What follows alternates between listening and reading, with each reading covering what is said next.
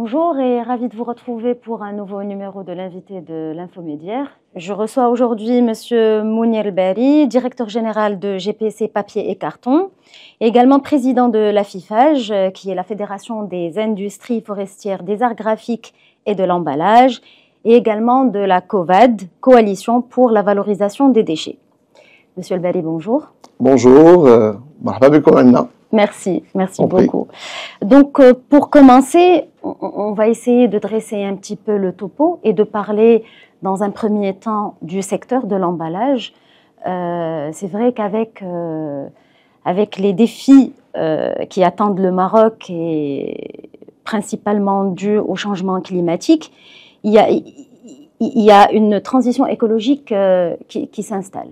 Où se positionne actuellement le secteur de l'emballage dans ce panorama? Très bien. Donc, je vous remercie encore une fois pour cette interview. Alors, le secteur de l'emballage se développe très bien au Maroc. C'est un secteur qui est transverse et c'est un secteur qui suit le développement du pays. Aujourd'hui, le secteur de l'emballage, il accompagne presque tous les programmes de développement nationaux.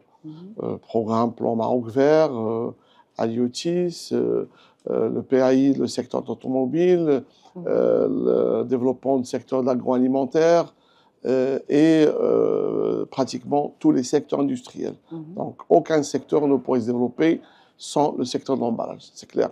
Et aujourd'hui aussi, pour développer le produit Made in Morocco, l'emballage joue un rôle très important pour bien promouvoir l'export de nos produits.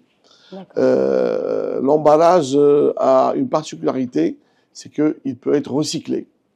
Et il peut être, on peut lui donner une deuxième vie, ce qu'on appelle dans le jargon, à travers le recyclage.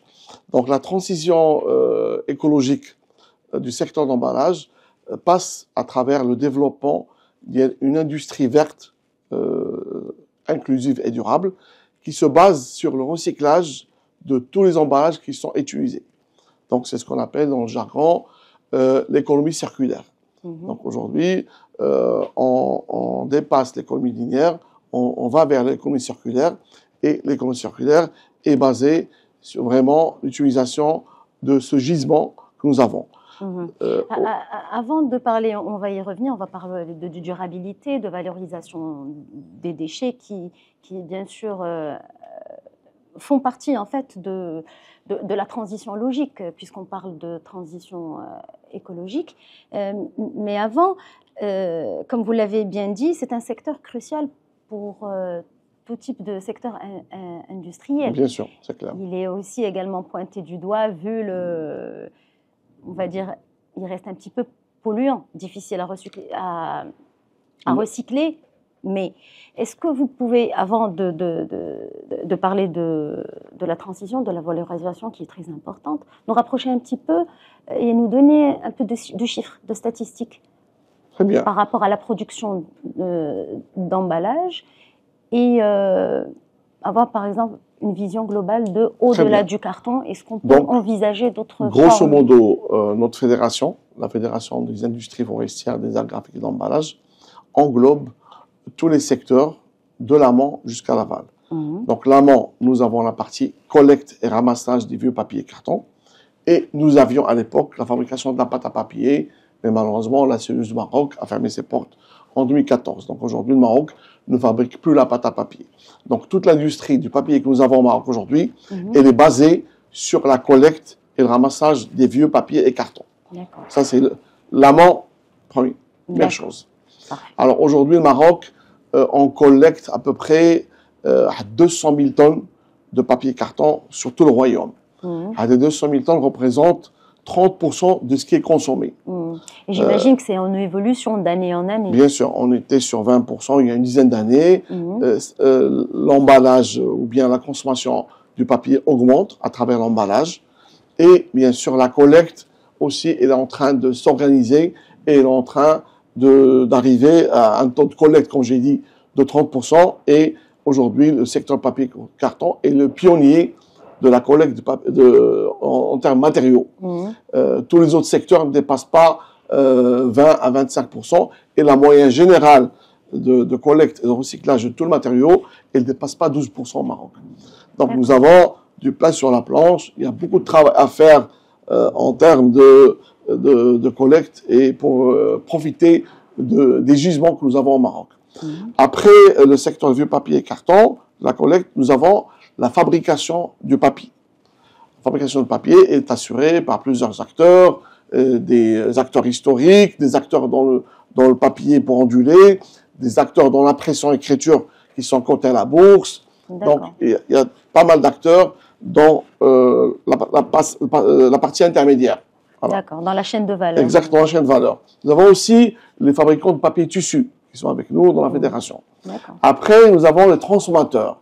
Les transformateurs, c'est comme l'usine où vous êtes aujourd'hui à Mohammedia chez GPC. C'est une usine de transformation du papier pour fabriquer du carton ondulé. Et nous avons plusieurs sociétés sur la place qui font du carton ondulé. Nous avons aussi des sociétés de transformation du papier simple. Nous avons des sociétés qui transforment le papier en mandrin, en cornière. Nous avons des fabricants de cahiers scolaires aussi qui transforment le papier, des fabricants de livres qui transforment le papier, donc tout cela. Et à la fin, nous avons les imprimeurs. Les imprimeurs qui vont imprimer sur tous ces supports. Sur le papier. Voilà. Donc c'est comme ça qu'a organisé notre fédération. Et le secteur de l'imprimerie, c'est un secteur qui emploie pratiquement quelques, j'ose dire, 30 000 à 40 000 personnes. Il y a au moins 5 000, 6 000 imprimés au Maroc. Bon, donc c'est un secteur qui vraiment accompagne le secteur de l'emballage et lui donne du sens à travers les impressions. Il fut un temps, l'emballage était juste pour emballer et pour déplacer un produit d'un point A à un point B. Aujourd'hui, avec la technologie, l'emballage est devenu communicateur. Il communique à travers ces belles impressions. Et le secteur de l'imprimerie, il a joué un grand rôle dans la promotion d'emballage et la promotion, in fine, du produit, aussi bien vendu localement qu'à l'export. D'accord. Voilà. D'accord. Donc, quels sont les principaux obstacles qui freinent encore la collecte, le tri et le recyclage? D'accord. Si vous permettez, avant cette question, je peux vous donner d'autres chiffres. Donc, le Maroc, il consomme pratiquement 980 000 tonnes de papier par an. D'accord. Et il consomme pratiquement 500 000 tonnes de carton ondulé par an. D'accord. Donc, et la consommation suit la tendance du PIB national qui s'avoisine de 3% par an, en plus de l'export. Parce que plus on développe l'export, plus l'emballage, sa consommation augmente. Par exemple, l'export de fruits et légumes, où on exporte nos fruits et légumes dans des plateaux en carton, plus le Maroc il va décrocher des commandes sur l'international, plus on consommera et on fabriquera de carton au Maroc. Voilà. D'ailleurs, nos plateaux de carton, on les retrouve partout dans le monde, dans les poubelles européennes, américaines, canadiennes, à travers l'export des tomates, des fruits et légumes, des agrumes et d'autres, des primeurs aussi. D'accord. Voilà. Donc cette consommation en expansion engendre des déchets. Tout à fait. Voilà. D'où la valorisation qui s'impose de facto. De facto, tout à fait. Donc nous avons travaillé depuis une vingtaine d'années pour commencer à accéder aux gisements. Aujourd'hui, les gisements sont dans les bennes. Quand les chineurs passent à travers les bennes dans les quartiers la nuit, d'accord. Et ces gisements sont aussi dans les décharges publiques. Quand il y a la gestion déléguée à travers les camions qui va ramasser les bennes et les décharger dans les décharges. Aujourd'hui, le grand problème, c'est qu'il faudrait collecter avant l'arrivée du camion. Parce que quand le camion arrive et ramasse tous les déchets, ils sont broyés, mouillés, souillés, ils sont plus recyclables. Donc, c'est pour cela que pour développer le secteur de l'industrie, de recyclage au Maroc, il faudrait accéder aux déchets en base en général avant qu'ils soient pollués, entre guillemets, par les camionneurs de la gestion déléguée qui vont après dans les décharges publiques. C'est très difficile de collecter. Et après, quand on ne sait pas collecter, on peut soit faire un travail de tri. Voilà. même quand c'est le papier, quand il est souillé et mouillé, il est plus utilisable, plus recyclable. Donc, il faudrait vraiment accéder aux matériaux qui sont recyclés avant qu'ils soient... C'est pour cela qu'il faudrait le tri à la source. C'est ça. Le tri à la source doit être développé au Maroc. Nous sommes à la veille de la Coupe du Monde. C'est un grand défi. Il faudrait vraiment qu'on mette en place dans nos quartiers des bennes par produit et que les camions collectent aussi par produit. C'est-à-dire que le camion de papier et carton passera tous les 3 jours. Le papier, la benne, le plastique passera tous les 2 jours en fonction de comment ces bennes sont remplies. Donc il y a tout un travail à faire avec les collectivités locaux, avec les collectivités locales, avec les communes et avec tout le monde. Et c'est là où la COVAD joue un rôle essentiel. C'est la coalition de la valorisation des déchets dont je suis président. Et on milite et on travaille pour que ces déchets deviennent une opportunité pour l'économie nationale. Est-ce que vous sentez un engouement? Est-ce qu'il y a une amélioration? Est-ce qu'il y a des choses qui se sont faites dans ce sens? Il y a de l'amélioration. On a l'impression que ça avance à pas de tortue. Non, il y a de l'amélioration. Malheureusement, elle ne suit pas le désir ou ce que souhaitent nos gouvernements. Aujourd'hui, l'amélioration, elle est là. La collecte augmente toutes les années. Tous les produits pratiquement sont collectés. Je peux vous donner un exemple anecdotique. C'est vous mettez un carton devant la porte de votre maison, il va disparaître dans les 5 minutes. Ça collecte. Tout à fait. Donc c'est bien rodé, il n'y a pas de souci pour cela. Et maintenant, comment on peut passer de 30% de taux de collecte à 80%, 90% à l'instar des pays développés. Justement, à combien vous estimez le gisement et quel serait le gain dans le cas où vous arrivez par exemple à collecter tout le gisement? Le gisement, c'est la consommation. C'est ça. Donc les 980 000 tonnes globaux de consommation du papier, dont une partie, on va fabriquer le carton à partir de ce papier, c'est ça le gisement. Aujourd'hui, on est à un taux de collecte de 30%, on peut y travailler davantage, mais non, il y a beaucoup de freins, il y a beaucoup de problèmes, et la COVAD, elle travaille sur ces soucis, aussi bien avec le ministère de la Transition énergétique et développement durable, qu'avec l'ONUDI et d'autres organismes. D'accord. Parlons maintenant de valorisation de ces déchets. Quelles sont les initiatives mises en place qui permettent de valoriser les déchets actuellement? Où en est le secteur? Alors, pour notre secteur papier et carton, tout ce qui est ramassé, aujourd'hui, il est recyclé. Et on fabrique du papier, surtout le papier pour onduler, qui sert comme matière première pour le carton ondulé.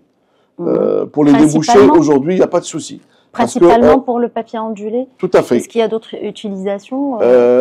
On peut utiliser pour des papiers emballage, on peut utiliser aussi les déchets blancs, vieux papier blanc, l'administration pour la fabrication de papier d'impression d'écriture avec un taux d'injection. C'est-à-dire, c'est pas 100% recyclé, mais une partie de pâte à papier, 70% et 30% de vieux papier et carton. D'accord. Il y a des unités Oui, nous avons une unité à Tanger qui fait du recyclage du papier blanc au Maroc et qui est cotée en bourse. À combien vous estimez le gain, on va dire, en matière d'empreinte carbone? Alors, il faut dire que le recyclage consomme moins d'énergie que fabriquer le papier à partir de la pâte à papier. D'accord. Déjà, on ne va pas utiliser le bois issu de la forêt. On va recycler nos déchets. Donc, il y a un grand gain en termes énergétiques. En termes de consommation d'eau, et nous sommes dans un pays où il y a un stress hydrique depuis 5 ans.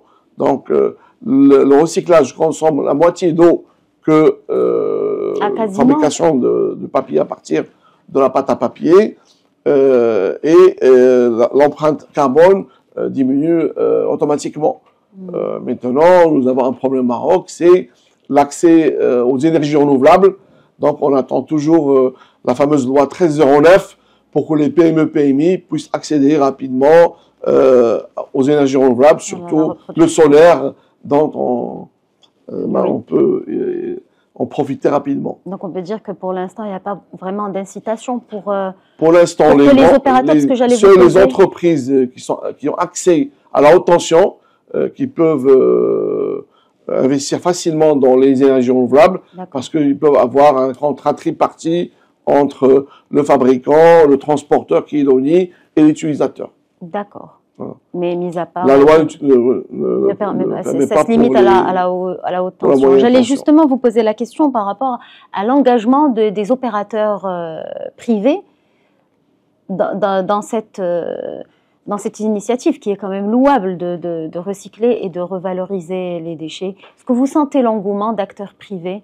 Tout à fait, tout à fait. On peut donner des exemples dans le secteur PET, où il y a eu 3 grands acteurs qui ont investi dans le recyclage PET. PET, excusez-moi. Si le PET, c'est les bouteilles d'eau. Ah, d'accord. Le recyclage des bouteilles d'eau en PET.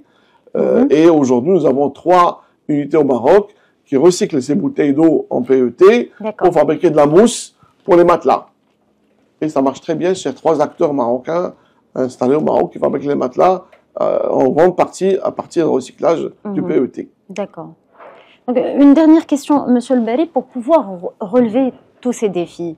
Vous, en tant que professionnel dans le secteur, et vous avez plusieurs casquettes, qu'est-ce que vous recommandez exactement pour pouvoir atteindre les objectifs fixés et répondre aussi aux exigences?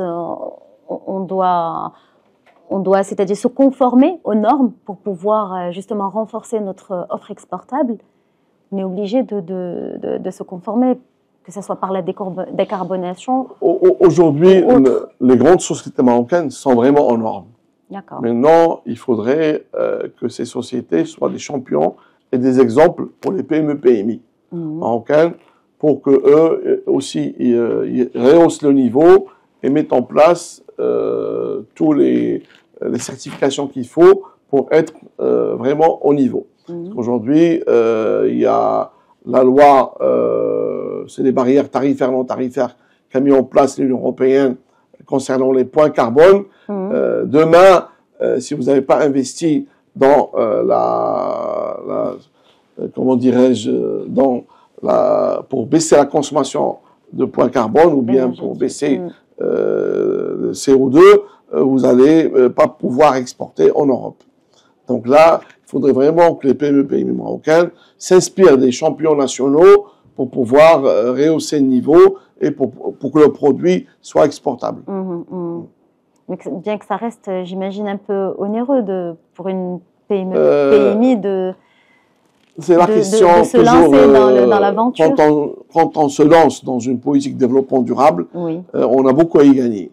Parce que c'est économique, c'est l'accès aux énergies renouvelables, c'est la rationalisation de la consommation d'énergie, c'est la rationalisation de la consommation de l'eau, c'est